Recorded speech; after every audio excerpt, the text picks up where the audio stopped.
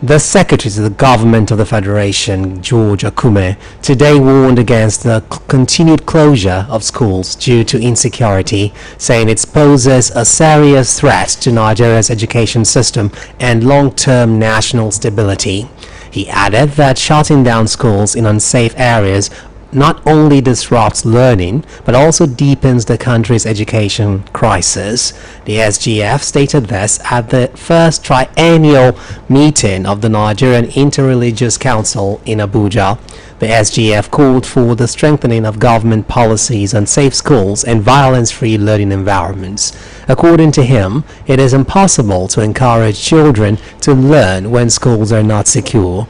He further noted that priority must be placed on improving teaching quality through better trained educators, enhanced learning materials, and value-based education that promotes tolerance and responsible citizenship.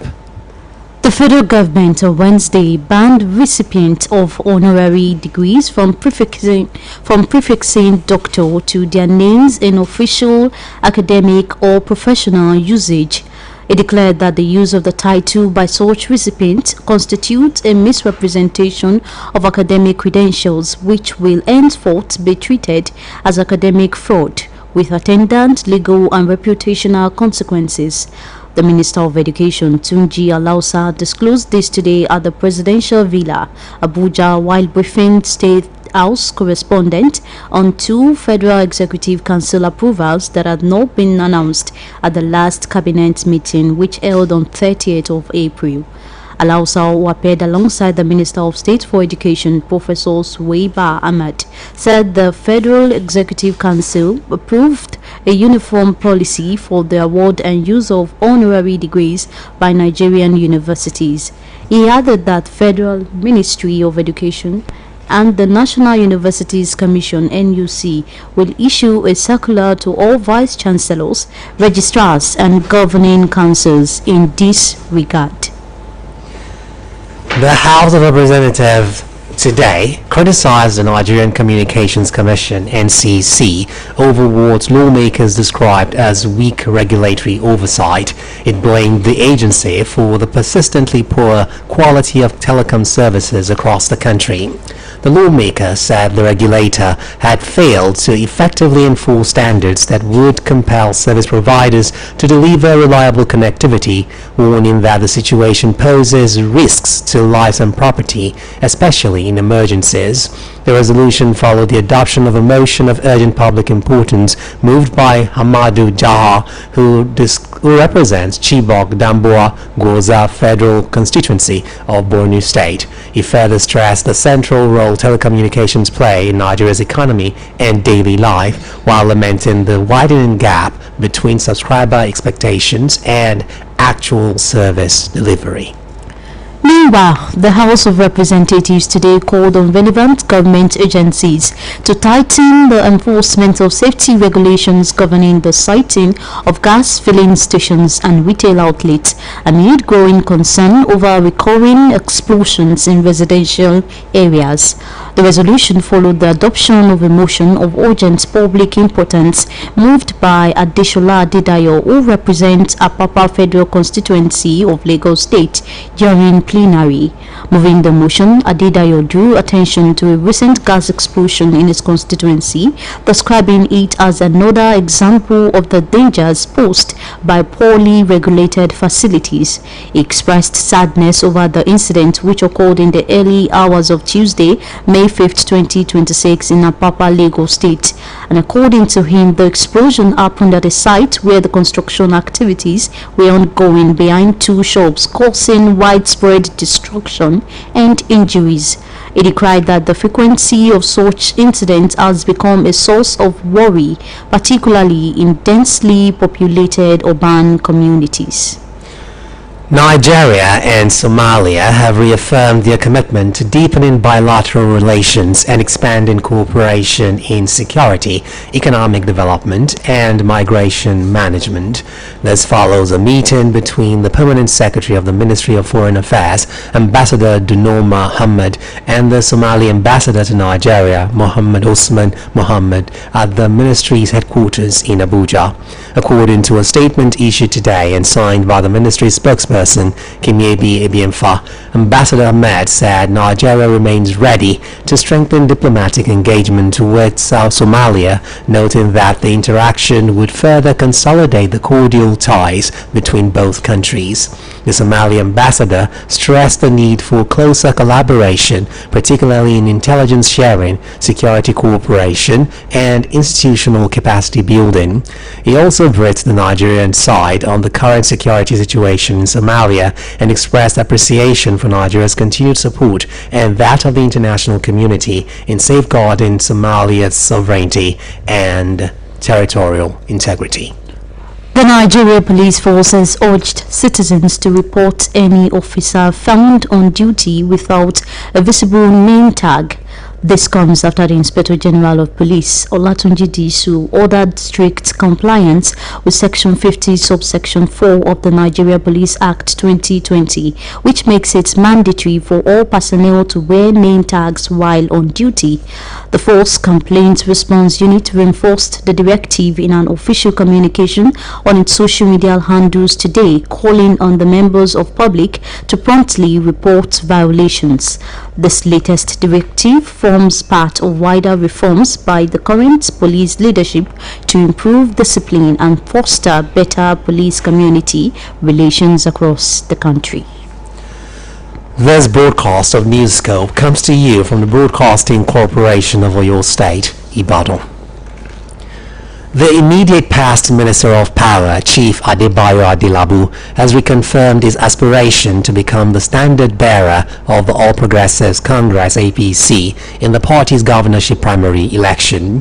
Chief Adelabu announced this while speaking to the State Working Committee and party leaders before the governorship primary election. BCOS reporter Olamikposi Shola, who was at the APC Secretariat Okeado, Ibadan, brings the details. Supporters accompanied Chief Adebayo Adelabu, the governorship aspirant of the All Progressives Congress (APC), on a visit to the state executives and leaders of the party at the APC State Secretariat Okeado, Ibadan. Chief Adelabu's viability for the APC governorship ticket was reinforced by this support ahead of the party primary election.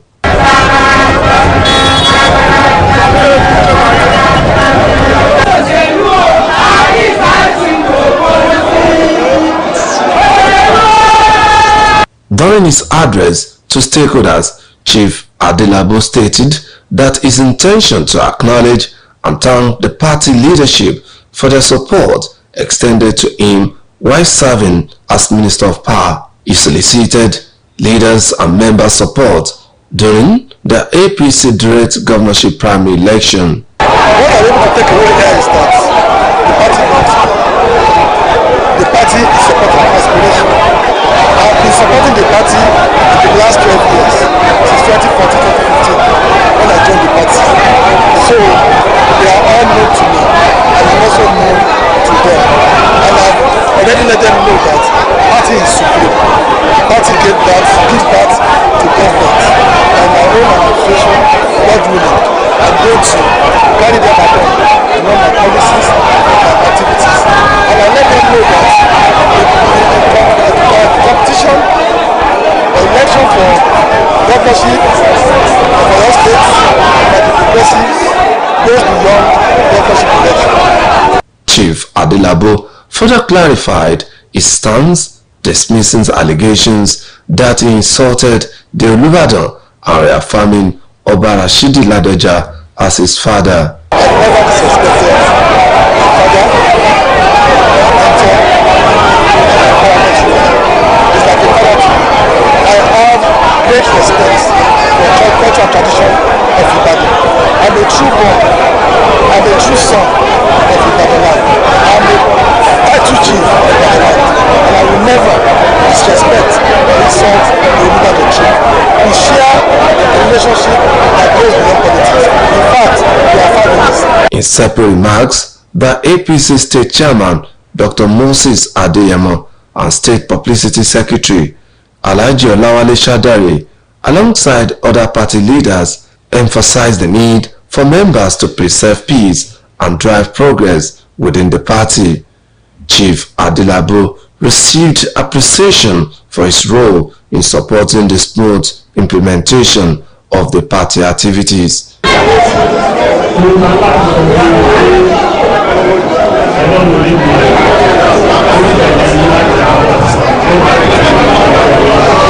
The official declaration of Chief Adebayo Adelabu's governorship ambition is expected to take place on Tuesday, 12th May at Liberty Stadium, Okeado, Ibadan, under the APC.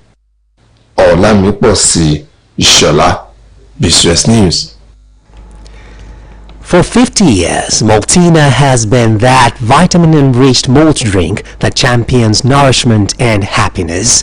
This year, the brand is taking its legacy into the classroom with a Maltina Nourishment Tour, a nationwide journey to nourish 1 million young minds through fun science practical experiments.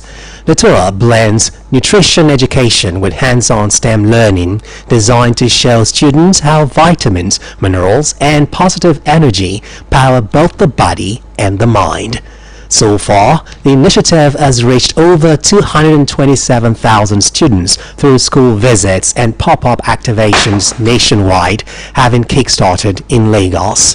And now, in Ibadan, the nationwide tour has made another impactful stop at Maverick College, Ibadan, the alma mater of Maltina's brand ambassador, Tomike Adeoye. Adding energy and relatability to the session, her presence brought excitement, encouraged active participation, and reinforced positive nutrition habits in a way that resonated deeply with the young audience. The Maltina Nourishment Tour is such a special initiative. So for me, it was really exciting to be a part of this tour because Maltina is very dear to my heart. It stands for happiness, it stands for nourishment, and just educating them from the scientific side of things. Being a microbiologist myself, I know how important it is when you see practical examples of these things. So them seeing how nourishment literally works with science experiments, I think no other thing would stick better than that experiment. It was a beautiful one, going back to my alma mater where the journey started for me. Thank you so much, Maltina. Maltina is not just any drink. I'm glad that I brought that information and this tour right here to Maverick College, Ibadan. Speaking on the growing impact of the initiative, brand manager Maltina Nigerian Breweries PLC, Clementina Kayode, highlighted the importance of making nutrition education practical and engaging. She noted that using STEM-based learning helps simplify the science of nourishment, making it easier for students to understand and apply in their daily lives. She also emphasized that as Maltina celebrates 50 years, initiatives like the Nourishment Tour remain central to its commitment to shaping confident, happy, and well-nourished young Nigerians.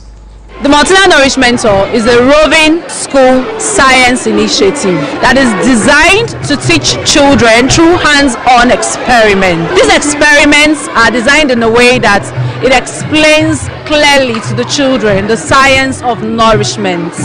And Maltina itself contains nutrients like vitamins A, B, C that helps the children to develop. So this year Maltina turns 50, and in celebration of our 50th year anniversary, we're deepening our impact through the Nourishment Tour experiences, going from schools to schools to teach them the science of nourishment. At the heart of the event were interactive STEM-based experiments designed to demonstrate how proper nutrition supports focus, energy, and cognitive development. Students were guided through practical demonstrations, and for many, the experience was eye-opening. Today's experience was fun, exciting, nice. We learned a lot of practical experiences that Maltina brought to us. It taught us about nourishment, and nourishment provides the body with certain vitamins and nutrients required for us to function properly. A big thanks to Maltina for this opportunity. We love you. With increasing participation from schools across the country, the Maltina Nourishment Tour continues to expand its reach. Schools, parents and educators are encouraged to be part of the movement by nominating schools through the official website multina.nbplc.com. The rising rate of drug addiction in Nigeria is causing heightened concern, with statistics revealing that around 14.4% of Nigerians are now participating in drug use, and a growing proportion of these individuals being women. Professionals alert that the consequences of drug addiction in women extend beyond personal impact, presenting grave risks to the health of mothers and the developmental progress of their children. Against this backdrop, our reporter Adeola Oladele analyzes the impact of drug addiction on public health. Drug addiction continues to be a pervasive global health issue and social concern, impacting individuals across various age groups, genders, social strata, and communities. According to reports, cannabis remains the most prevalent substance used, while opioid misuse, particularly tramadol and codeine-based syrups, continues to escalate, with a notable increase in female involvement in drug use compared to previous years. In a chat with BCS News, Dr. Victor Makanjola, a consultant psychiatrist at the University College Hospital, Ibadan, highlighted the severe repercussions of drug addiction among women, particularly during pregnancy, where substance use can impact both the mother and the unborn child. When a teenager is feeling low and unhappy most of the times, usually teenagers talk to teenagers. If they say that to a friend, they say, "Oh, you're feeling low, why don't you try alcohol? It will make you feel better. Why don't you try marijuana? It will make you feel better." So they tend to now use this as a way to feel better, which in the short term actually works, that they feel better. But if you continue to use, then they will develop drug addiction. Dr. Makanjola stressed that to understand addiction, one must look beyond the substance itself and examine the factors that contribute to individual vulnerability. In the view of a drug addiction rehabilitation expert, Pastor Tunji Agbola, addiction often develops gradually, beginning with substance abuse before progressing into dependence. Everybody is lacking the focus on appropriate development of young people. And even where it all begins, the home. Families don't have the time to pay attention to their young people and so on and so forth like that. Young people, by chemistry, by biology, they look for thrills, they look for risky things, because they are young, they are not experienced. There's a part of their brain called the amygdala that drives all this risk taking, adventurism, and so on and so forth. In the olden days, in time past, there is a clear distinction between boys and girls in the way they do things. However, you have a lot more young women getting into this thing. Some of them are even influencing their boyfriends or their friends who are male into the use of drugs. Both experts agree that despite the growing extent of drug addiction, access to treatment and rehabilitation services remains limited, with only a small proportion of individuals in need receiving proper care and assistance. Using substances, either just in a harmful manner or in a regular, repeated manner that results in addiction, has a lot of mental health consequences. And that is one of the reasons why one should advocate for prevention, because once those mental health consequences are established, treatment will be necessary, and it's not always guaranteed that full recovery will take place. Yes, many people recover fully, but there will be a few that may develop lifelong mental health challenges from this substance use. There's a higher rate of success than for relapse to happen if the rehab program is well done, particularly when you allow the individual to own the treatment. But then the individual need to see that, look, this is is our life, and try to want to get better of it. However, relapse is a real thing. The respondents agree that while treatment and rehabilitation are available, complete recovery cannot always be guaranteed, stressing that prevention and abstinence remain the most effective ways of tackling drug addiction. Adiola Oladele, BCOS News. The media entrepreneur who transformed global television journalism by launching the world's first 24-hour news network, Ted Turner, has died at the age of 87. Turner is widely known for founding CNN in 1980, a pioneering move that reshaped how the world consumes news by offering continuous real-time coverage of global events. The network grew into one of the most influential media organizations in the world.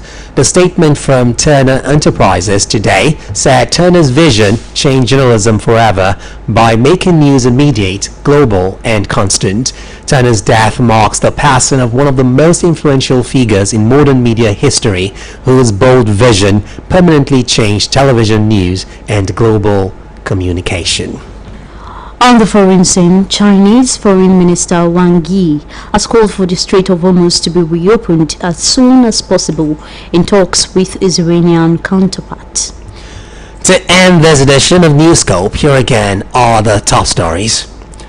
The Secretary to the Government of the Federation, George Akume, today warned against the continued closure of schools due to insecurity, saying it poses a serious threat to Nigeria's education system and long-term national stability. Nigeria and Somalia have reaffirmed their commitment to deepening bilateral relations and expanding cooperation in security, economic development, and migration management. The Nigeria Police Force has urged citizens to report any officer found on duty without a visible name tag. The Chinese Foreign Minister Wang Yi has called for the Strait of Hormuz to be reopened as soon as possible in talks with his Iranian counterpart on the foreign scene. That's all from the Newscope desk for now. It was packaged by Mary Adedapo and delivered by Tabitha Komolafe and Ido Shekoni. Thanks for listening, and do not forget to tune in for the Yoruba version at 8 p.m. Good evening.